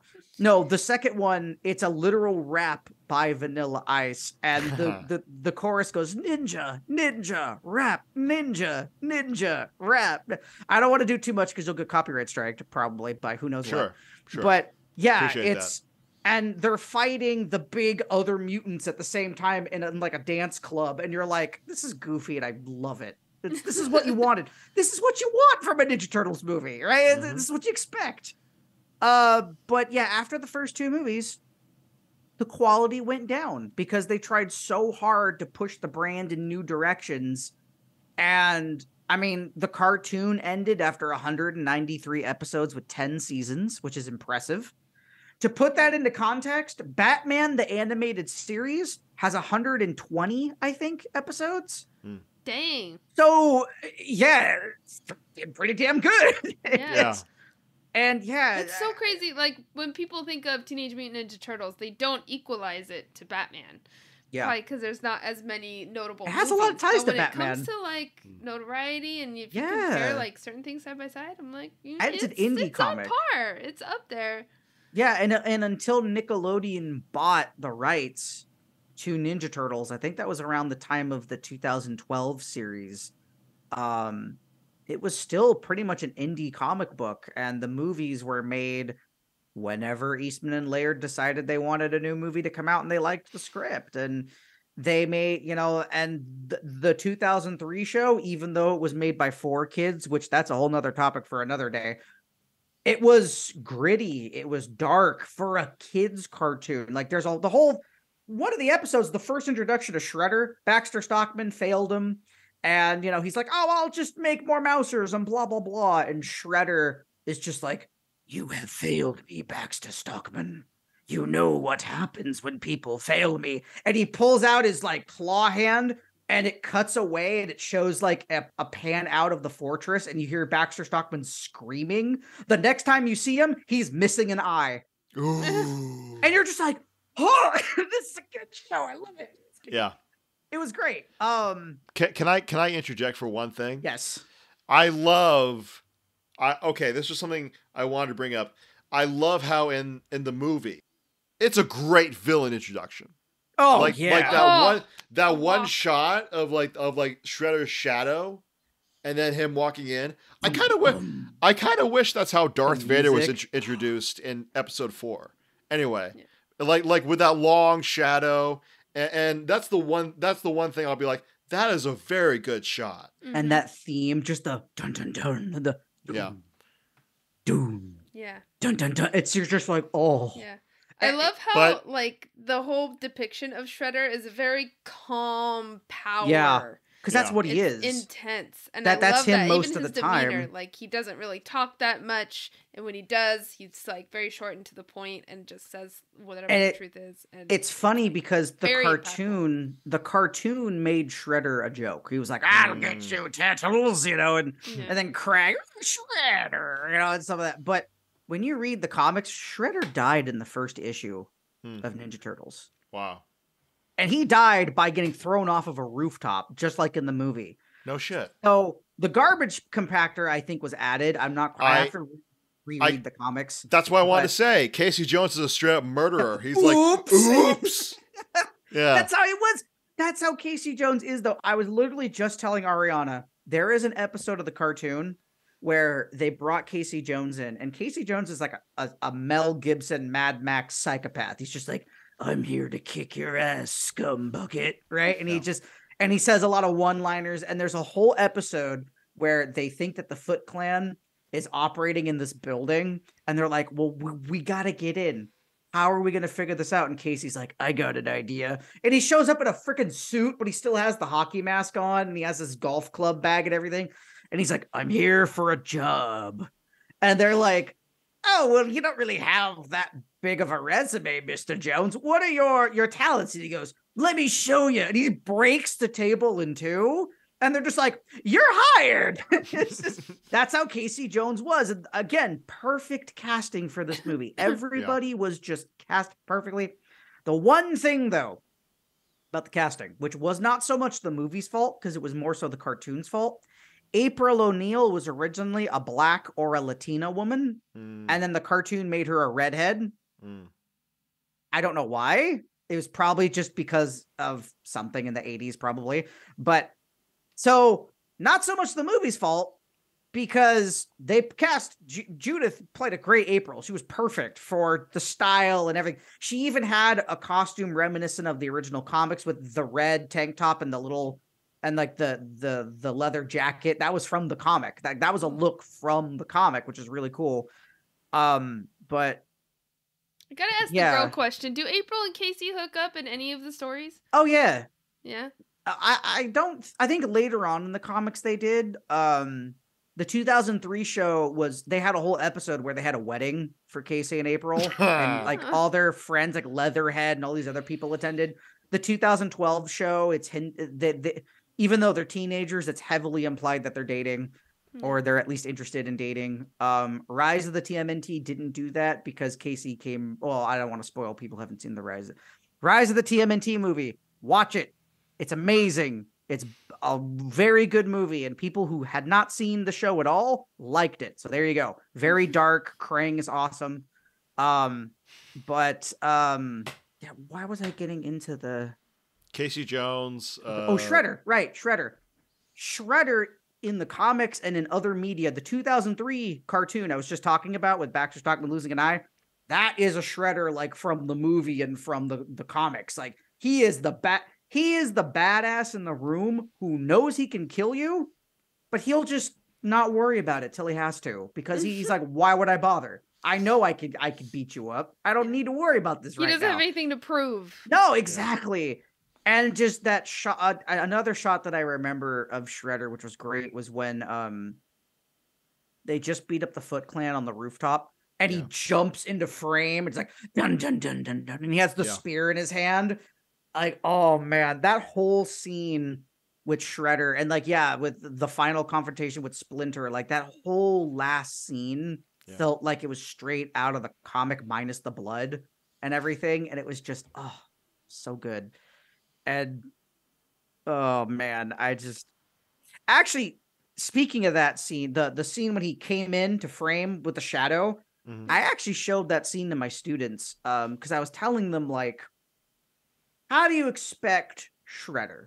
I asked this question and they were like, oh, Shredder. And they thought about the cartoons and stuff like that. And the real fans knew of the movies and other stuff, but they didn't, they mentioned stuff. And I said, well, I want to show you the first introduction of Shredder. We watched that whole scene up until Danny goes, Master, and there's that gong sound when he looks in his direction. And we watched the whole scene. And afterwards, I was like, well, so how did you feel with Shredder? Do you feel like this was a good version? And they were like, yes, this guy's the main bad guy. He is a presence. Yeah. He doesn't even need to speak, and he's the bad guy. Like Darth Vader. Yeah. When he first walks onto, not so much episode 4. I mean, he is in concept because everything is like this stark white, and he's just this big hulking man of pure darkness walking in. But that final scene of what was that movie with Rogue One? Rogue One, yeah. Oh, yeah. I love that scene so much. Oh my god, the hallway, yes. Just pure darkness. So then with the lightsaber, it's that eerie red with oh man, that's another one. That's Shredder vibe right there. Just I gotta say, I really think this movie was well directed. Like I really liked a lot of the shots in this film. Between the Shredder scene, and I loved seeing like Splinter, the way he was hanging on the wall and the lighting that they showed for that. All of the shots in the sewer room were really fun. Yeah. Even the shot like with Raph, I think it was Raph, underneath the sewer while April's getting questioned by the police. And he's all, damn. Yeah, I'm like, that was a great introduction, little sneak peek at the Turtles. It's the first time you see them. it makes it all mysterious, and then the introduction of them later. I just feel like it was very well done. It's very fun to watch and well shot. In my opinion. Actually, you brought up the turtles, and I actually forgot to mention this earlier. One thing that I am a little irritated by the movie is that they didn't. So in the original script stuff before they recut a bunch of it, and even in the comic adaptation, it is implied that Michelangelo becomes a lot more serious in this movie after Splinter gets taken and they're training. Like, so you realize they talked about what Leo was doing, watching Raph. They talked about Donatello, but they never talked about Michelangelo and what he was doing. There was a whole scene that was cut from the movie that showed him training in the barn, in that one scene where he's hitting the punching bag.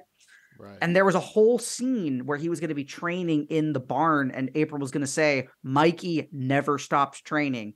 24/7 he is training. He only stops to sleep, have a quick meal, and then he's back training harder than he's ever trained before. And that scene when the turtle's on the roof and you hear Raph go, Splinter, right? Yeah. It was actually supposed to be Mikey, and you can see his nunchucks in the shot. And he wasn't supposed to say Splinter. He was just supposed to scream like at the top of his lungs because of his anger.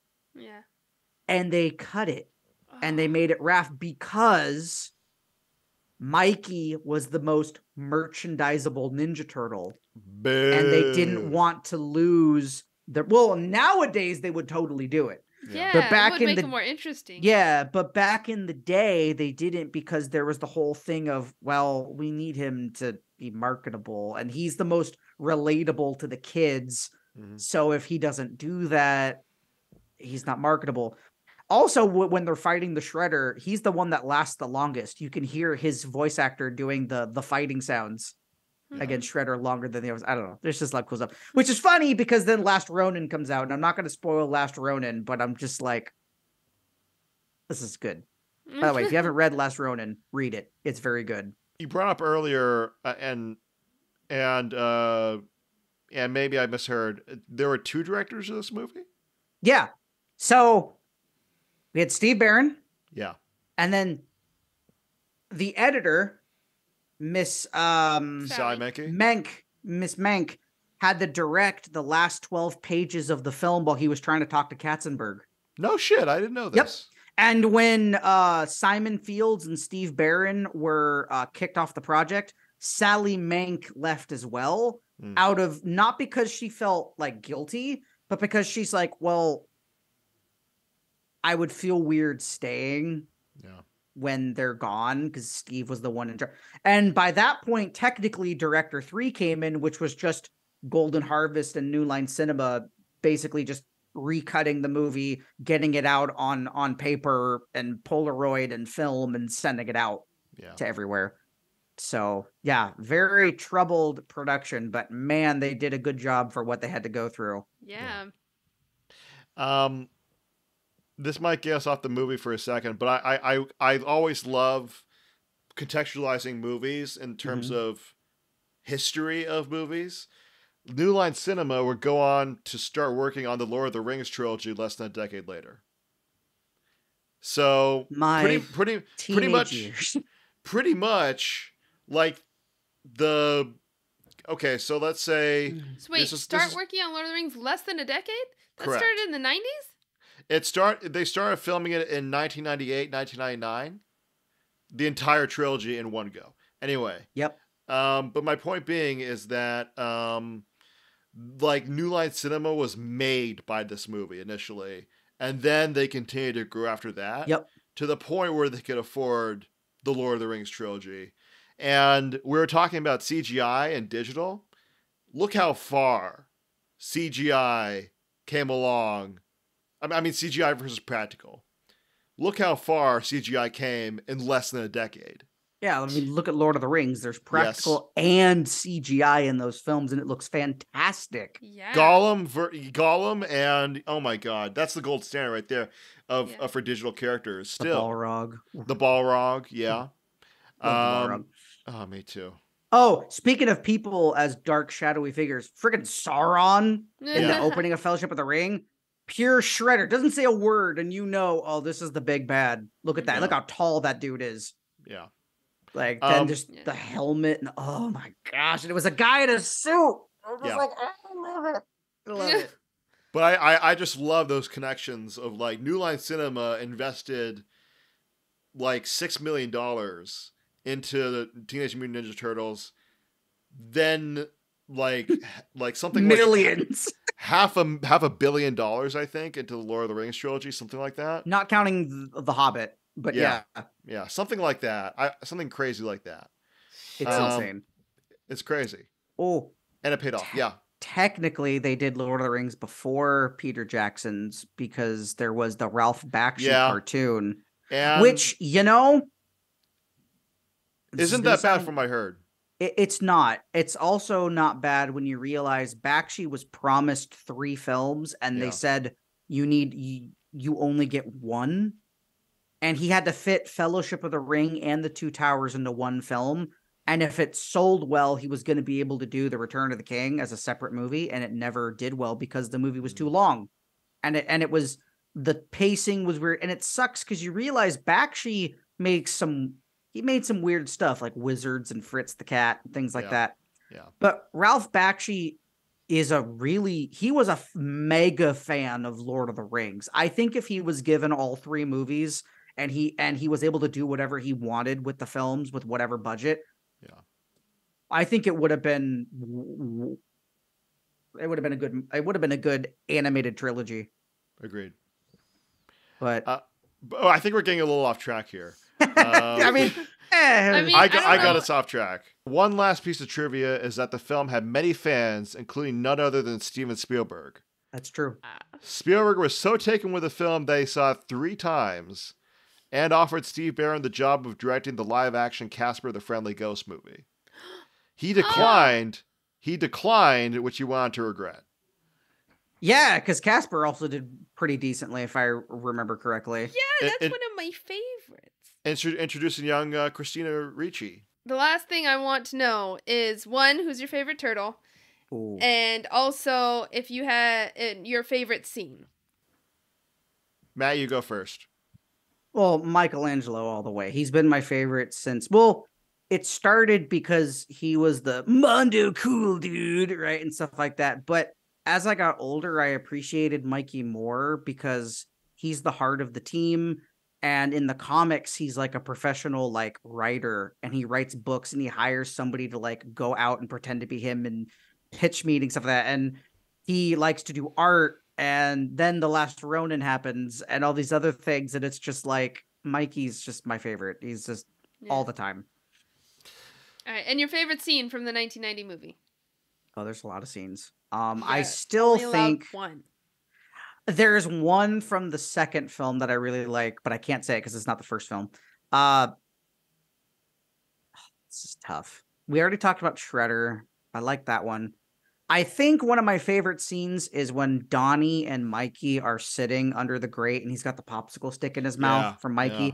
And Donnie's like, oh, it's a nice night, you know, and oh, well, what'd you think about what Splinter was saying? And Mikey's like, time's up. And he like totally just ignores the conversation because it really shows a little bit of depth to his character. And then that whole part where he's the pizza guy and he's like, hey, this isn't the right amount of money. And Mikey says, wise men once say, hang on, I need to get the actual quote because I wrote it down because I know I was going to say it wrong.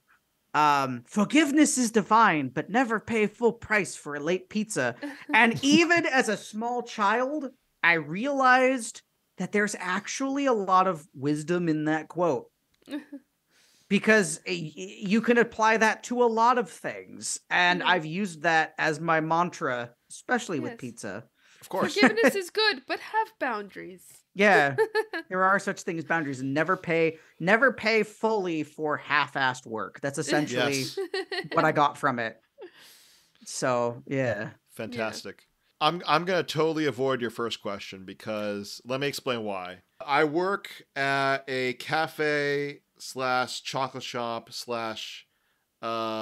factory, and sometimes we have factory workers that come up and get drinks, and everybody's like, hey Andrew, how are you? And I'm like, Hey there, Chopper.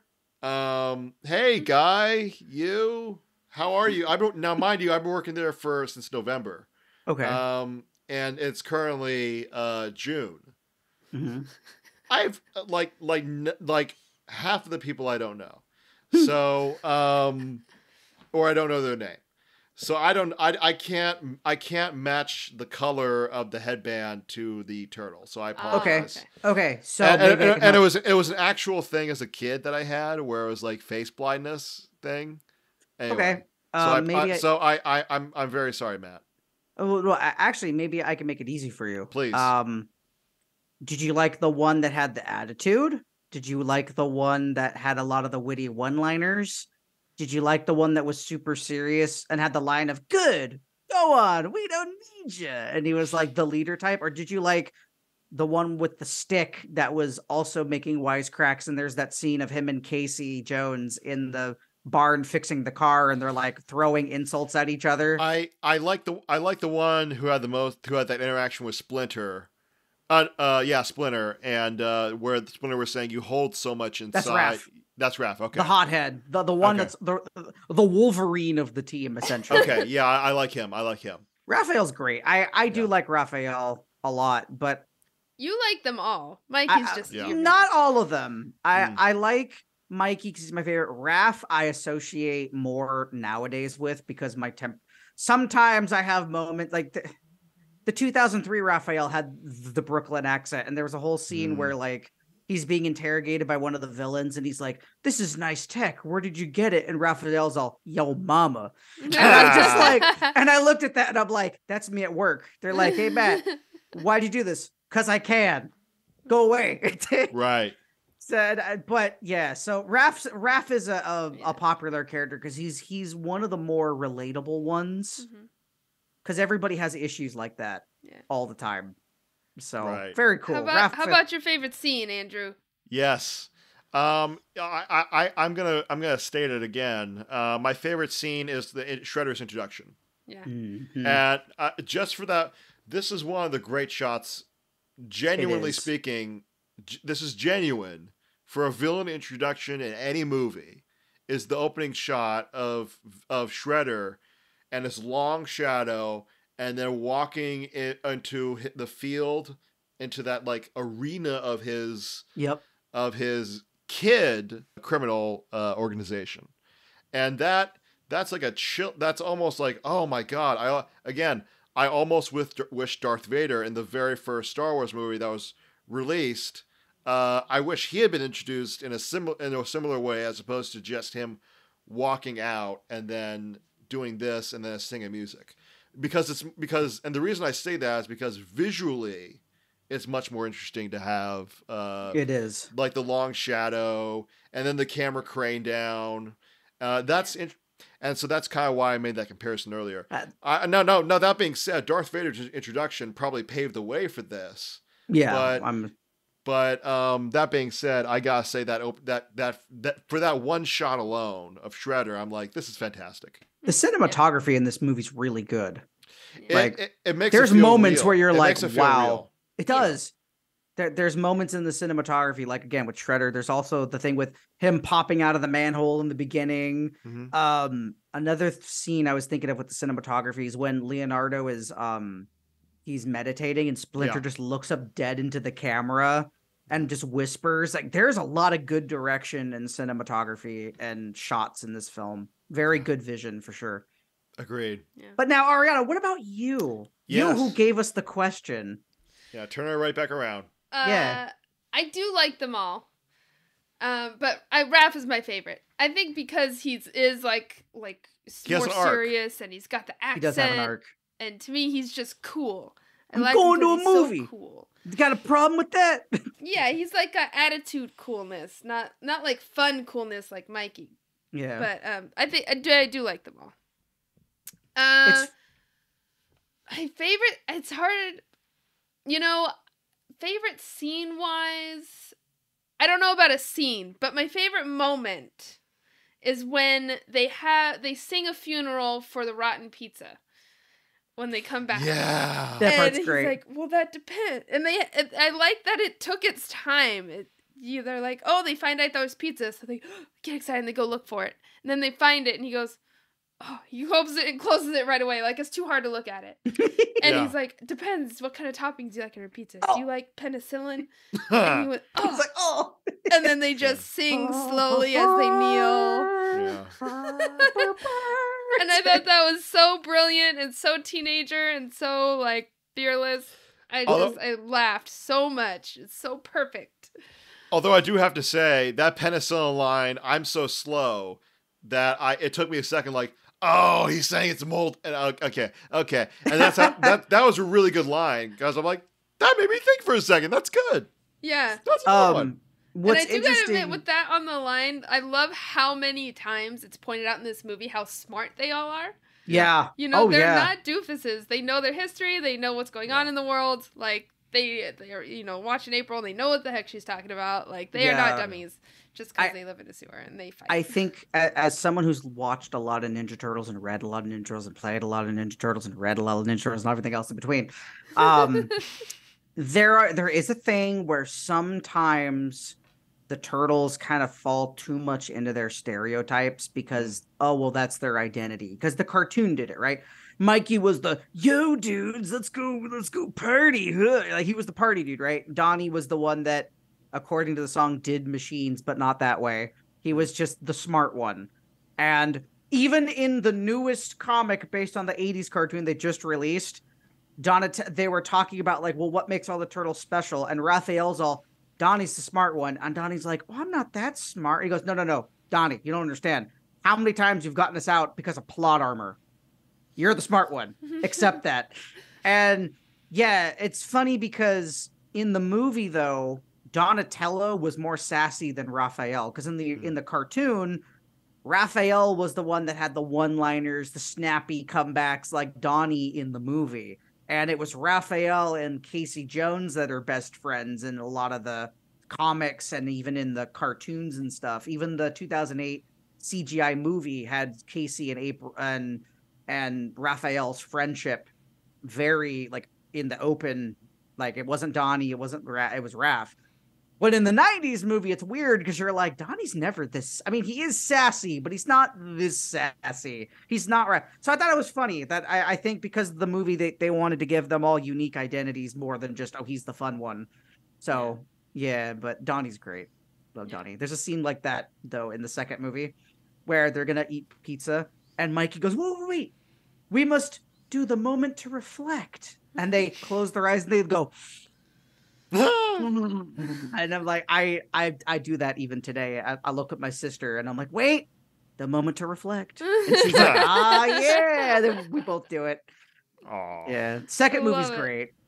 Matt, Arianna, closing thoughts. Love the movie. If you haven't seen it, watch it at least once. At least once. I agree. Yeah. It's a good movie. Definitely think it's a must-see if you want to appreciate old 90s practical effects. It's a great one to go watch and see how they ended up doing all that. And yeah, it's worth it, especially if you're going to go see the new one. Godspeed if you watch the third one. See our first exposure to TMNT. Yeah, the new one's coming out. Oh, I'm excited. Mm-hmm. You can't see me, but I'm dancing in my seat. I'm so excited. For Matt dancing in his seat, switch over to the YouTube channel version. Oh no, I'm on camera. No, this is a video podcast as well. Just let you know. By the way, I was just like, oh, I'll just do this over here, and just my seat. I think I whacked my elbow at one point. Don't worry, we highly edit this. Don't worry. Oh, good. It's still going to be 2 hours, but jeez. I actually did look. We've been recording for about 2 hours.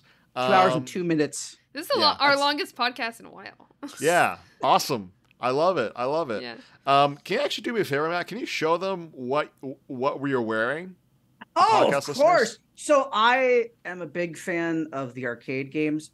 Turtles in Time is fun, but the OG TMNT arcade game, there was a Nickel City where I used to live and used to play that game for free every time you'd go in. So I got a shirt of the arcade game's character select screen, and it even has the press start on the Turtles with the little numbers and everything. And Oh, I love it. Hang on. Hang on. Stupid. The Hang on. blur, I gotta the take blur the blur effect. off.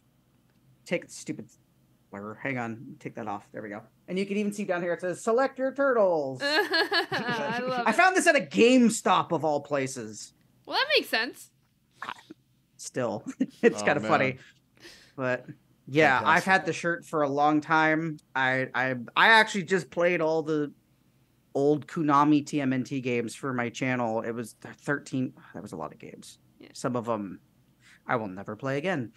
But yes, they're done now. I feel good about it. So we're Speaking of your good. channel. What? Speaking Oh, yeah, of your that channel. thing. That thing. Yes. Wait. Before we go to what you want to promote, can we just wrap up what we have to say about the movie? Oh, please. Yeah. Oh, my personal crap can wait by all means. Just a moment. But first, I want to hear about the movie. Oh. I said my piece. Final thoughts. Oh, Please. I said my thoughts. At least watch it Okay, once. okay. It's a great film. If you're a Turtles fan, it's amazing. Even if you're not a fan, you might still enjoy it.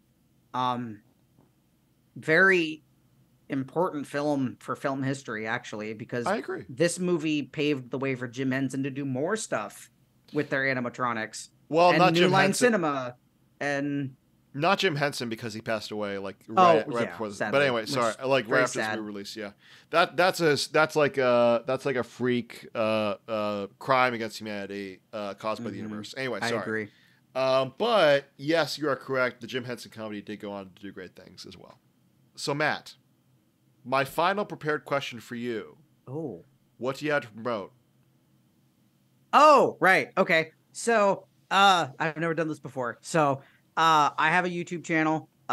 It's something I do on the side. I don't do it for the money. I literally just do it for fun. I tried to get paid by YouTube once and they were like, haha, no. I've been doing it for a while now. I just started a couple years ago getting back into it because of COVID.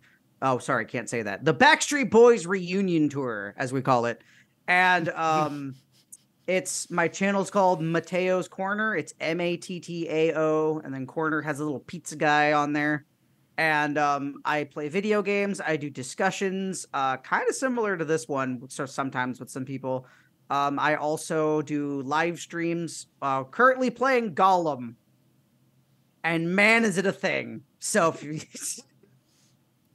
Ooh, it's not terrible, but I probably won't play it again after but I do want to beat it. And I'm also playing Super Mario World, 3D World with the Catsuit Mario. That's what I'm currently doing. And then eventually we'll finish Sonic 06. Eventually. Matt Lindsay, Yes. thank you so much for joining our podcast. Listeners, if you have any comments, questions, or suggestions for future episodes, feel free to shoot us an email at independentcreatorstudios@gmail.com. If you like this episode, please run a review and subscribe to us on Apple Podcasts, SoundCloud, or YouTube. We'd love to hear your feedback. We're also now on Spotify. Behind the Flicks was created by myself and Arianna. I researched, wrote, and edited this episode. Oh, and research was also done by Matt Lindsay. My name is Aaron Gentile. This has been an Independent Creator Studios production.